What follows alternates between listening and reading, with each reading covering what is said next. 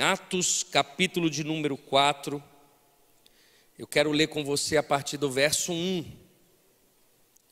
Nós vamos ler bastante versículos, então acompanhe o texto comigo, por favor. Diz assim: enquanto Pedro e João falavam ao povo,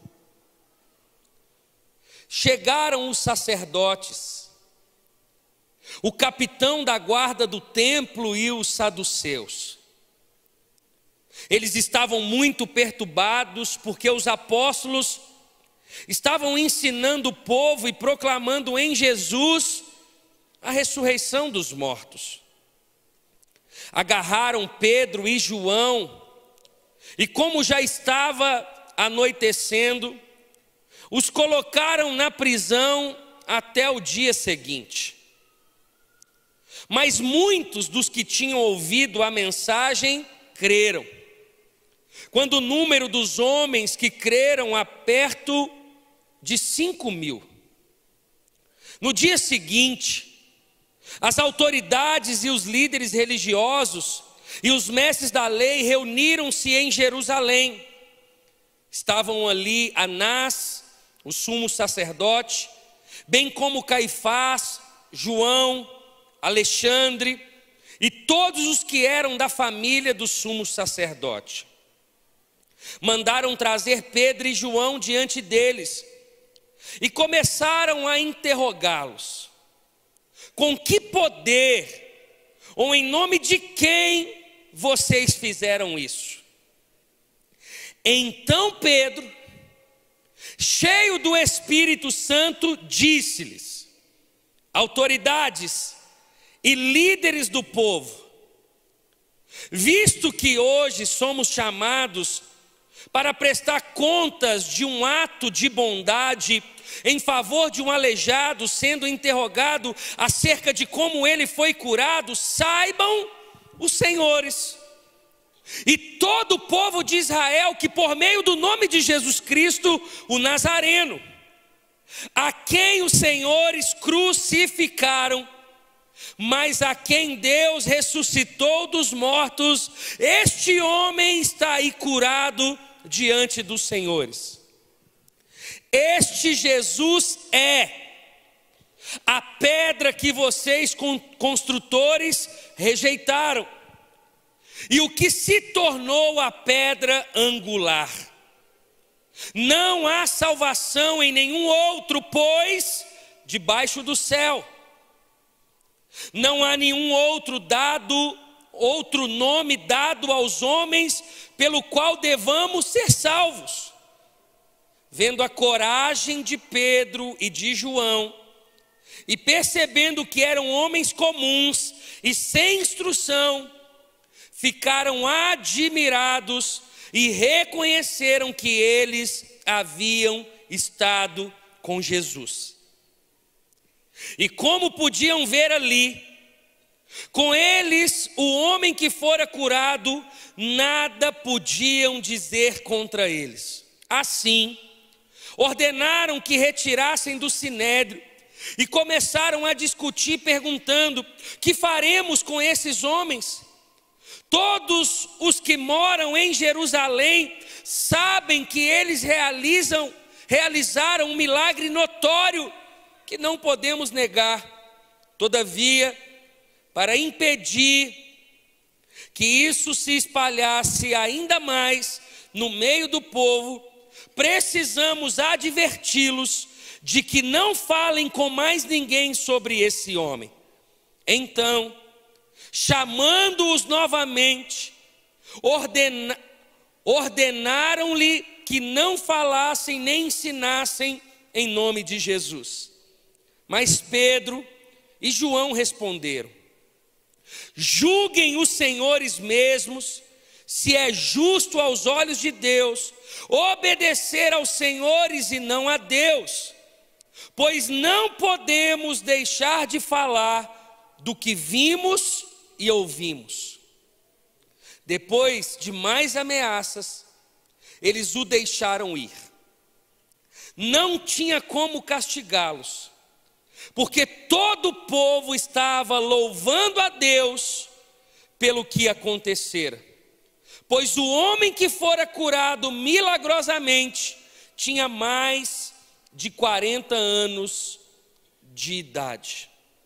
Quando foram soltos, Pedro e João voltaram para os seus companheiros e contaram tudo o que os chefes dos sacerdotes e os líderes religiosos tinham dito.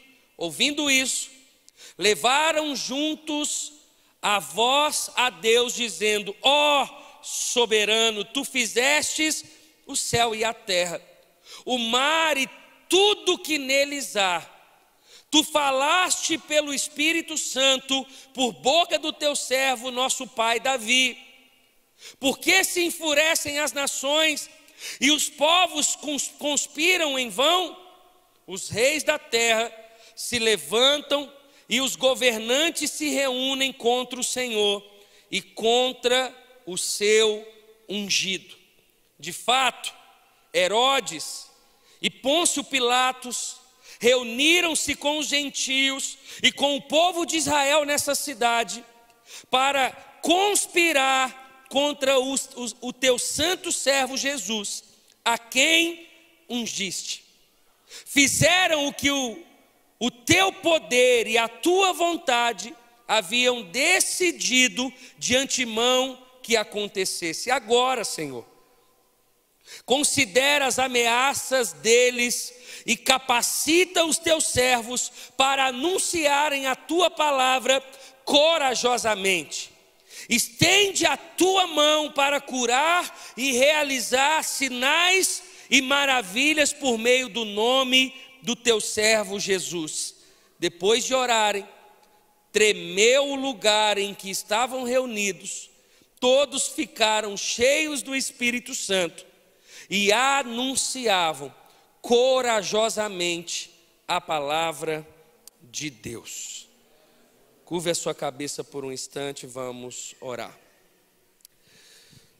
Pai, nós estamos diante da tua palavra e mais uma vez nos colocamos cheios de temor diante dela.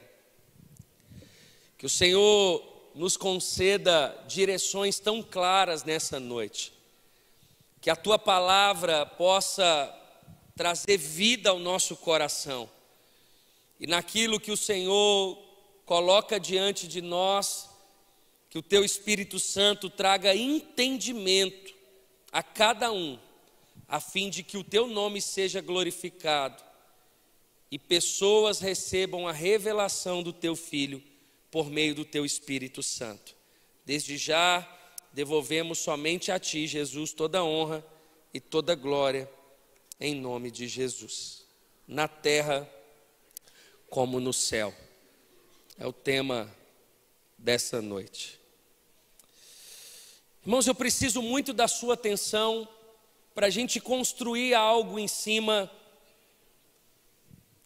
do que a Bíblia espera de um cristão. É claro que somos seres humanos, nós somos vulneráveis, e em momento nenhum a Bíblia, ela retira de nós a questão de ser um ser humano. A Bíblia não quer que você seja um anjo, a Bíblia não quer que você seja nada além de um ser humano,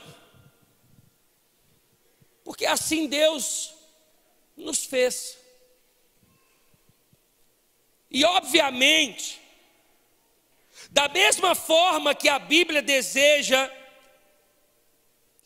que sejamos um ser humano com todas as vulnerabilidades, com todas as fragilidades, é desejo de Deus que sejamos um ser humano, mas cheio do seu Espírito, cheio do Espírito Santo. Isso muda completamente, isso muda a nossa mentalidade, Isso muda a nossa compreensão em sermos apenas um ser humano e de sermos um ser humano cheio do Espírito Santo. Isso muda. Isso muda o teu casamento. Isso muda o seu trabalho. Isso muda a igreja na qual você congrega. Isso muda. Muda o ambiente. Muda o diálogo. Muda a compreensão, o discernimento, a clareza, a percepção, o discernimento. Porque o Espírito Santo, ou alguém cheio do Espírito Santo, ele consegue viver na terra, assumindo a sua responsabilidade, mas a compreensão dele é uma compreensão do céu. Ele entende o céu. Ele entende a vontade de Deus. Ele entende o propósito. Ele entende a caminhada. É por isso que tem muita gente que se esconde atrás da sua vulnerabilidade e esquece que diante de todo esse contexto terreno que nós vivemos, nesse mundo que nós vivemos, o Senhor nos deu a oportunidade de sermos templo, habitação do próprio Deus, na pessoa do Espírito Santo. Eu não sei o que é viver mais sem a compreensão do coração de Deus. É só o Espírito Santo que traz clareza diante disso. E se isso for tão claro para mim, para você nessa noite, você vai sair daqui com uma fome, com uma sede de buscar mais a Deus, de ter mais tempo com o Espírito Santo, de poder buscar. Afinal, você sabe, você compreende que é diferente de você ter uma esposa ou uma esposa cheia do Espírito Santo, de você ter amigos ou ter amigos cheios do Espírito Santo, de você ter um marido, mas além de um marido cheio do Espírito Santo. É diferente. A compreensão do perdão, a compreensão das coisas de Deus, da vontade de Deus, do propósito, a simplicidade de coração, a humildade, tudo aquilo que acompanha, tudo aquilo que é fruto do Espírito, a longanimidade, a temperança, o domínio próprio, a alegria, a bondade, tudo isso, a fidelidade, acompanha aqueles que dão lugar, aqueles que percebem a necessidade de ter uma vida com o Espírito Santo. Agora, a igreja do primeiro século, ela traz clareza para nós, que é possível. Não é uma teoria do pastor, é possível. Interessante, porque antes dos discípulos receberem o Espírito Santo e deles serem cheios do Espírito Santo, eles estavam trancados com medo dos judeus. E agora, cheios do Espírito Santo, eles foram trancados por falta de medo. Antes, eles tinham o Espírito Santo. Agora, o Espírito Santo os tinha. Você começa a compreender a ação deles, a reação deles, a conduta deles. Pedro, ele era um covarde, agora ele era um gigante na presença de Deus, no seu sermão, na sua pregação. E diante desse contexto, Às 3 horas da tarde, Pedro e João foram orar e um milagre aconteceu. Um paralítico, um coxo de nascença, com mais de 40 anos de idade, ele foi curado. Irmãos, a reação do sinédrio, ela foi imediata. A perseguição, ela foi imediata. Eles vieram atrás de Pedro e de João. Uma igreja cheia do Espírito Santo atrai almas para Jesus e ao mesmo tempo oposição ao mundo. O objetivo de Deus nessa noite, por meio dessa pregação, e o receio do meu coração a fim de ser ministrado e ministrar nessa noite, é a gente entrar em um lugar onde a gente acha que a vida com Deus se resume em você ter uma religião, em você ser um frequentador do culto fé, em você talvez não viver uma prática do pecado, mas é uma vida morna, uma vida apática, uma vida sem sentido, sem sabor, sem direção.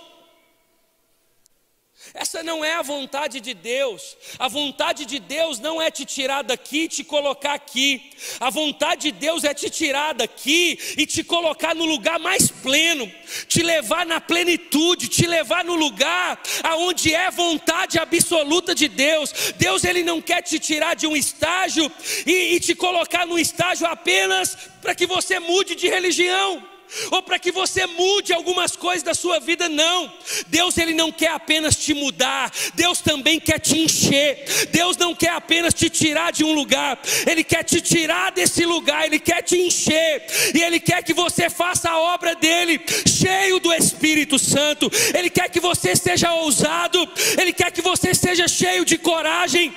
Ele não quer apenas que você viva,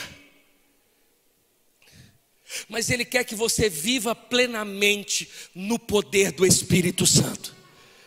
É diferente. E você concorda comigo que de alguma forma, enquanto cristãos, nós nos acomodamos nesse lugar?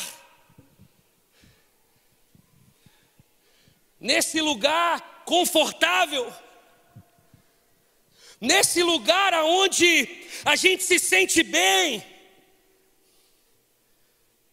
mas você não está lá e nem está onde Deus quer que você esteja. Interessante, porque diante desse texto, o meu coração chama atenção em 4 pontos. O primeiro deles é que a perseguição contra os discípulos na igreja do primeiro século era outra, totalmente diferente da perseguição de hoje. Muitos de nós sofremos perseguições hoje, não é por causa do Evangelho apenas. Eu não estou dizendo que não tenha, eu estou dizendo que as perseguições hoje não são apenas por causa do Evangelho. A maioria das perseguições é porque a gente falou demais. E na verdade não é uma perseguição, é apenas uma consequência de um erro. Então você sofre uma consequência, é eu pegar o meu celular e eu falar demais. E as pessoas então começam a me dar pedrada. Aonde que está a perseguição por causa do Evangelho aqui? Às vezes a perseguição é por causa de um erro meu. A perseguição daqueles homens de Deus é porque eles tinham coragem, é porque eles eram cheios do Espírito Santo. A perseguição contra eles não é porque eles eram falastrão, não era porque eles falavam bobagem, não.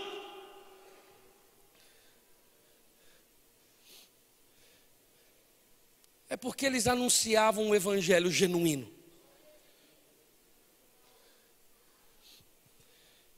Tem muita gente dizendo que está sofrendo perseguição, mas na verdade está sofrendo consequência dos seus próprios atos errados. Não é o diabo, não coloca o diabo nisso. Coitado do diabo, o diabo não tem nada a ver, é culpa sua. Não, porque o diabo está furioso, e não que ele não esteja, e não que não tenha situações espirituais, que o diabo realmente age contra alguém, ou contra uma coisa, ou contra um propósito. Eu não estou dizendo isso. Eu estou dizendo que nós precisamos olhar para a perseguição que esses homens, eles sofriam, e a perseguição é pela integridade deles, é pelo caráter deles, é pela vida que eles tinham, é por não se dobrar a outros deuses.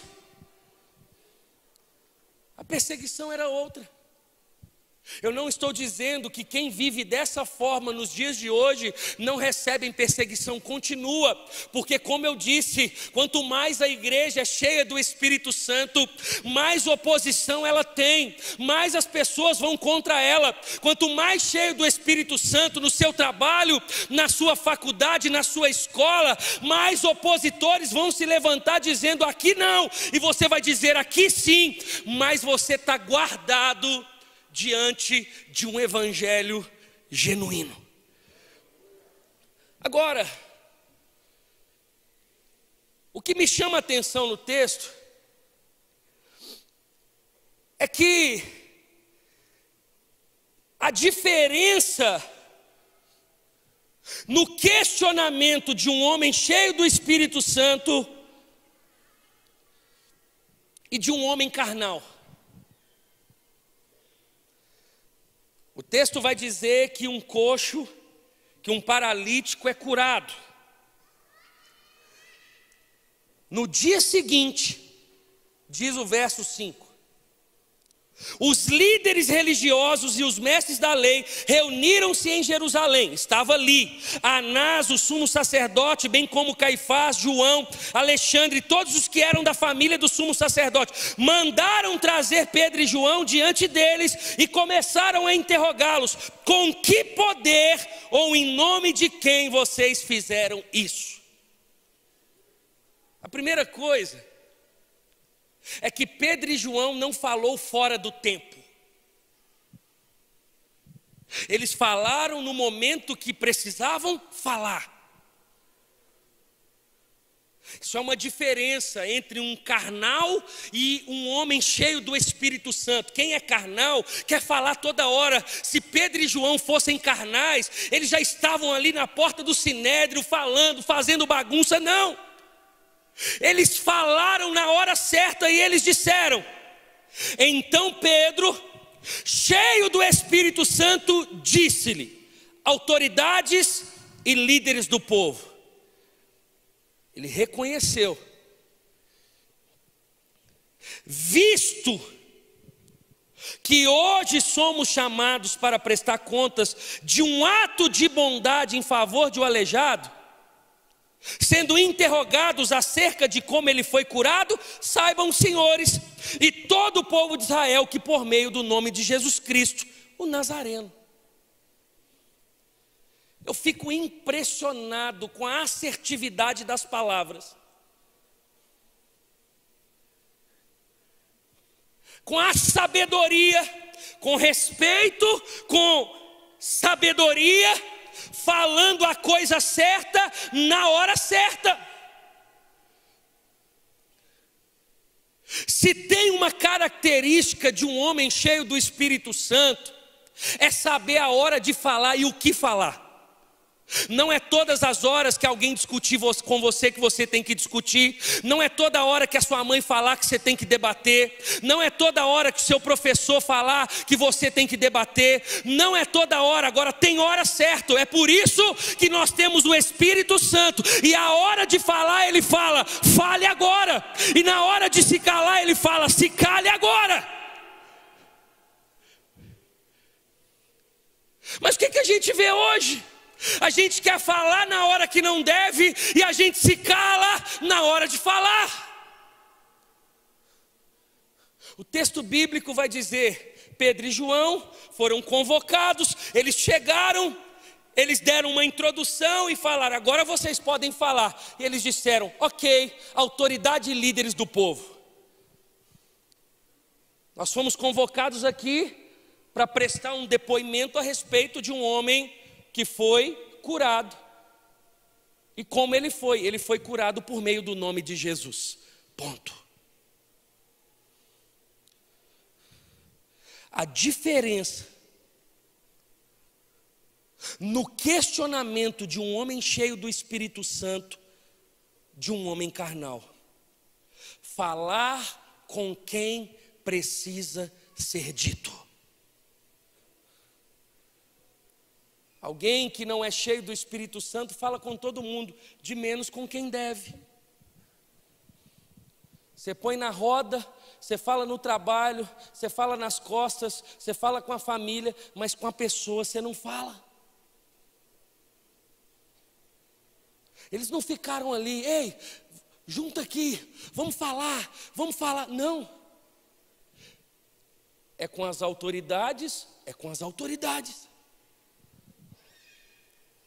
Agora, eles não apenas falaram. O texto bíblico vai dizer que eles falaram com coragem. A coragem de um verdadeiro cristão cheio do Espírito Santo. Ele entende o propósito, ele é cheio de garra, de coragem e de ousadia. O texto, ele deixa claro que os próprios opositores os chamaram de corajosos. Porque a vida sem o poder do Espírito Santo, ela é uma vida medrosa, passiva. É uma vida sem saber para onde a gente vai. E coragem não é sinônimo de enfrentamento. Coragem é sinônimo de falar o que deve, para quem deve ouvir, a coisa certa. Eu não tenho medo. Eu não tenho medo dos meus pais, eu não tenho medo. Se precisar falar, eu falo. Agora, como falar, onde falar, com quem falar, o que falar. Tem muita reação do que a gente fala, que não é nem sobre o assunto. A reação, ela é proporcional à forma como se fala. Tem como você falar a mesma coisa com a graça de Deus. Tem como você falar o que você deseja com o seu cônjuge, mas cheio do Espírito Santo. Precisa ser tratado? Irmão, deixa eu te falar uma coisa. Eu quero primeiro deixar claro, irmão, que não é pessoal. Eu oro por você, você é uma bênção. Agora, cara, isso que você fez não foi legal. Eu preciso falar com você. É diferente. É diferente de você chegar brigando. É diferente de você chegar questionando. É diferente de você chegar como superior. É diferente. Pedro e João não se colocam como superiores no sinédrio. Não, eles não estão abaixo e nem acima. Eles estão de frente. Eles estão falando com quem deve. Cheios de coragem. O texto vai dizer: vendo a coragem de Pedro e João, e percebendo que eram homens comuns e sem instrução, ficaram admirados e reconheceram que eles haviam estado com Jesus. Isso é uma característica de alguém cheio do Espírito Santo. Agora, uma outra característica é que quem é cheio do Espírito Santo fala do que vê e do que ouve, e não dos outros. O texto vai dizer que eles falavam do que viram e do que ouviram. Eles não estavam falando uma mentira. Eles estavam contando da própria experiência que eles tiveram. O carnal, ele não fala do que vê. Ele fala do outro, ele fala pelas costas, ele fala o que parece ser, ele fala uma mentira, ele fala uma suposição, mas ele não compartilha fatos. Ele não compartilha. Irmãos, o que eu e você precisamos entender na perspectiva de Deus e na prática desses homens é que manifestações do céu precisam ser normais para nós que somos cristãos. Quem ficou perplexo por causa do milagre do coxo não foi os discípulos, foi os opositores. Mas o sentimento que eu tenho é de que alguém que não é cheio do Espírito Santo parece que ainda Deus tem que ficar provando para a gente que é Deus. A gente ainda tem que ficar experimentando milagres. Não, milagre para a gente é normal, é normal. Nós precisamos viver com essa mentalidade do céu. Irmãos, não existe outra forma de eu tratar minha esposa senão com carinho, com amor. Por quê? Porque essa é a tratativa do céu. Não existe outra forma de eu lidar com o necessitado senão com empatia e misericórdia, porque essa é a tratativa do céu. Não existe outra forma, irmãos, de eu orar senão cheio de fé para que Deus cure. Porque o céu para mim não é algo desconhecido, ele é algo já praticado. Eu estou na terra, eu estou no meio do problema, eu estou no meio do caos, eu estou no meio da polarização, mas eu sou cidadão do céu. E milagre para quem é cidadão do céu precisa ser normal. A gente não fica perplexo em ver Deus fazendo alguma coisa, a gente só está experimentando aquilo que nos salvou. Só isso.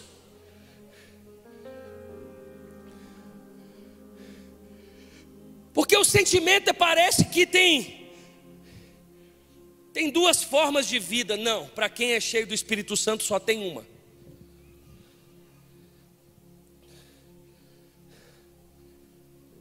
Deus não tem que provar mais nada. Deus não tem que provar mais nada. Para nós faz parte da nossa vida alguém falar assim: cara, Deus me abençoou, cara, eu fui curado, cara, Deus fez. A gente não tem dúvida que Ele faz, a gente não tem dúvida que Ele tem poder, que há poder no nome de Jesus. Mesmo sendo um ser humano, a nossa perspectiva é do céu. Quanto mais distante do céu, mais carnal a gente fica. Quanto mais cheio do Espírito Santo, mais a gente sabe como o céu lida com tudo. É por isso que a nossa vida, por isso que o nosso culto não é de 7h30 a 9h30. Nosso culto é a nossa vida. Você não sai do culto daqui a pouco, não. A nossa vida é um culto a Deus. É todo dia, toda hora. quer comais, quer bebais, fazei para a glória de Deus. Você está no banho, você está adorando a Deus. Você está no carro, você está adorando a Deus. Você está com seus filhos, você está falando de Deus. Você está com seus amigos, tem Deus no meio da roda dos amigos. Você está na igreja, você está em comunhão com os irmãos, exaltando a Deus. Você está no trabalho, você está fazendo alguma coisa, mas Deus está no seu pensamento. Você está em espírito, você está falando em línguas ali, em espírito. Você está ali sendo cheio do Espírito Santo. A nossa vida é um culto. É por isso que tem coisa que estranha o povo, mas os que são cheios do Espírito Santo não deviam se estranhar. É porque são coisas normais para quem é cidadão do céu. Nós precisamos ser cheios do Espírito Santo.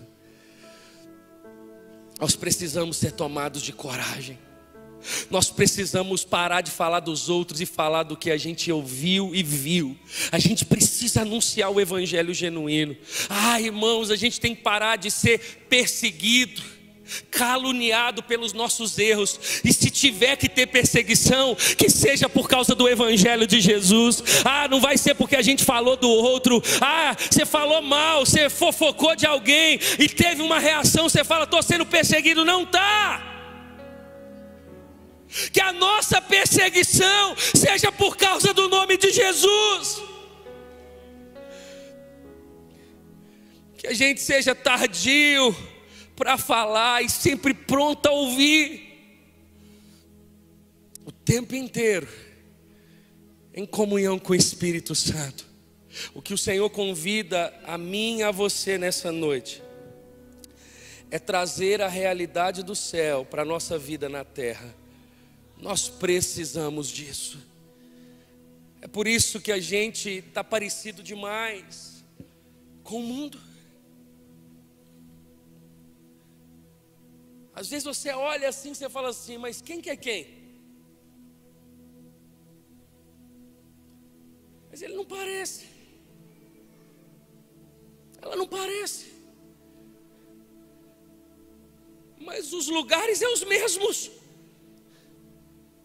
A linguagem é a mesma, a fala é a mesma, a forma como trata pai e mãe é a mesma. A forma como lida com o dinheiro é da mesma forma. O dinheiro continua como o Senhor. Não. A vida com Deus propõe algo totalmente diferente do mundo. Não há nada parecido, não há compatibilidade. Alguém cheio do Espírito Santo, ele quer honrar pai e mãe, ele quer tratar bem as pessoas, ele quer ser educado, ele quer um casamento bem sucedido, ele quer ser fiel, ele fala bem das pessoas, ele motiva as pessoas, ele prega o evangelho, ele ora-se quando ele tem a oportunidade. No trabalho ele é um testemunho. Aquele que mentia não mente mais. É diferente, é completamente diferente. É por isso que Pedro e João diante do Sinédrio, com ousadia, com coragem, cheios do Espírito Santo, o texto vai dizer que eles continuaram anunciando corajosamente a palavra de Deus. E que assim seja.